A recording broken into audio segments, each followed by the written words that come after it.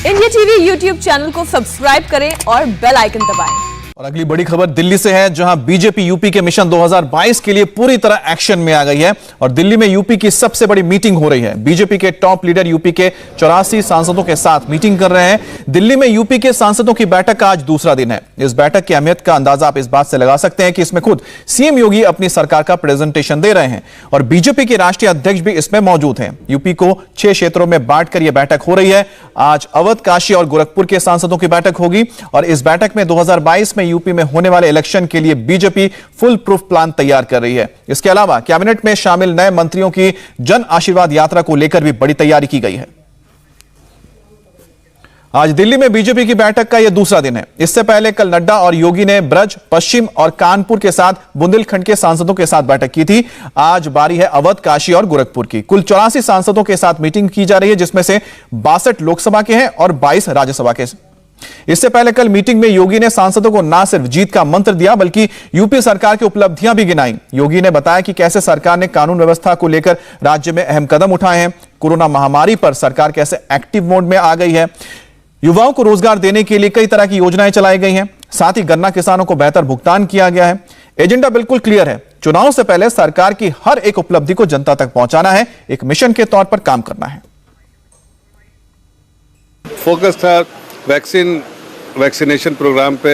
आगे आने वाले 4 महीने में ये पूरा वैक्सीनेशन पूरे प्रदेश को हो जाना चाहिए, कंप्लीट हो जाना चाहिए, जो हमारा लक्ष्य है। और वैक्सीन पूरे पर्याप्त मात्रा में अवेलेबल है और हमें उसको सभी सांसदों की ड्यूटी है कि हम अपने वो वैक्सीन सेंटर पे जाए, मुआयना करें, लोगों तो घर से ले जाकर दिलवाए। 5 तारीख को प्रधानमंत्री जी एक साथ उत्तर प्रदेश के इतने 80,000 लोगों को इस प्रकार से पीडीएस का वो लाभ मिलेगा। प्रति व्यक्ति चावल या गेहूं 5 किलो, अगर किसी के घर में 5 लोग हैं तो 25 किलो उसको मुफ्त लाभ मिलेगा, 1 किलो दाल मिलेगी। और इसी प्रकार से उत्तर प्रदेश की योजना है, उसमें तो 51 किलो अनाज मिल रहा है जो नवंबर तक है। लेकिन अब क्योंकि चुनाव आ गया उत्तर प्रदेश का, स्वाभाविक रूप से आज चुनाव के संबंध में चर्चा हुई और अगले जो 6-7 महीने हैं, फरवरी मार्च में चुनाव होंगे। हमारा जो सांसद है, हमारे जो जनप्रतिनिधि हैं, वो भी कार्यकर्ता के रूप में, कार्यकर्ता के साथ कंधे से कंधा मिलाकर के सक्रिय होंगे। और बीजेपी की इस बैठक में जन आशीर्वाद यात्रा का भी मेगा प्लान तैयार किया गया है। मोदी कैबिनेट में शामिल सभी 43 नए मंत्री अपने क्षेत्रों में 16 अगस्त से 3 दिन तक जन आशीर्वाद यात्रा निकालेंगे और इसके लिए एक रोड मैप तैयार किया गया है, वो भी आपको दिखाते हैं। हर यात्रा में 3 से 4 लोकसभा क्षेत्र या फिर 4 से 5 जिले कवर हो। यात्रा के रूट में धार्मिक स्थल और साधु संतों के घर आए। नेशनल इंटरनेशनल खिलाड़ी, शहीदों के घर भी शामिल हो। सामाजिक नेताओं, मशहूर साहित्यकारों से संपर्क किया जाए। यात्रा के पड़ाव में केंद्रीय मंत्री आशीर्वाद लें, छोटा संबोधन हो। सभी बैनर, होर्डिंग्स में सरकार की योजनाओं का विज्ञापन हो और केंद्र सरकार की उपलब्धियों को जनता तक पहुंचाया जाए। सोशल मीडिया पर जन आशीर्वाद यात्रा को लेकर कैंपेन चलाया जाए। यात्रा के दौरान कोविड गाइडलाइंस का पालन जरूर किया जाए। सब कुछ पहले से तय हो, कोई भी कार्यक्रम लंबा ना चले, यह भी तय किया गया है। इस जन आशीर्वाद यात्रा में यूपी के 7 मंत्री शामिल हो रहे हैं, जिन्हें मंत्रिमंडल में जगह दी गई है। इनमें आगरा से सांसद और केंद्रीय मंत्री एसपी सिंह बघेल का भी नाम शामिल है। उनसे बात की हमारे संवाददाता देवेंद्र पराशर ने। हमारे साथ बातचीत करने के लिए मौजूद हैं भारत सरकार के मंत्री एसपी बघेल साहब। सर, जन आशीर्वाद यात्रा क्या प्रोग्राम है, आखिर कब से होगा, क्या कुछ होगा इस कार्यक्रम में? माननीय प्रधानमंत्री जी ने मंत्रिमंडल में जो खूबसूरत गुलदस्ता बनाया है, खूबसूरत गुलदस्ता वो होता है जिसमें हर रंग का फूल, हर किस्म का, हर प्रकार की खुशबू का फूल हो।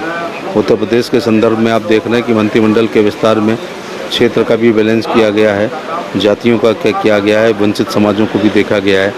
आप 6 में से देख रहे हैं कि 5 मिनिस्टर हैं वो पिछड़े और दलित समाज से आते हैं। जैसे उदाहरण तौर से मैं ही अपने समाज का आज़ादी के बाद का पहला मंत्री हूँ। तो जनता में बहुत, समाज में, कार्यकर्ताओं में खुशी है कि यह दीनदयाल जी के उपाध्याय को माननीय प्रधानमंत्री जी ने अपने मंत्रिमंडल में भी उतारने का काम किया है। तो जन आशीर्वाद के लिए 16, 17, 18 को जाएंगे।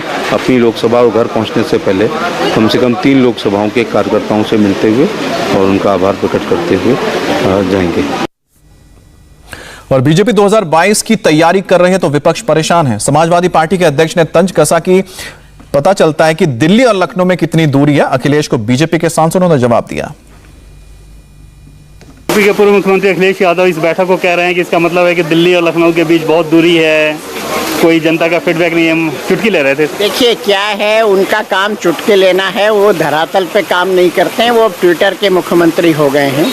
ये दूरी नहीं है, ये परस्पर प्रेम है। अखिलेश जी के बारे में मैं इतना ही कह सकता हूं कि अखिलेश जी का परिवार बड़ा सीमित है और उनकी जो सोच है वो भी बड़ी सीमित है। उनका परिवार एक लिमिटेड परिवार है। चाचा हैं, उनके पिताजी हैं, उनकी पत्नी है, चचेरे भाई हैं, सैफई है, ये बड़ा परिवार है। तो अभी भारतीय जनता पार्टी को वो समझ नहीं पाए हैं। दुनिया की सबसे बड़ी पार्टी है, तो मुझे लगता है कि आने वाले समय में और जल्दी समझेंगे।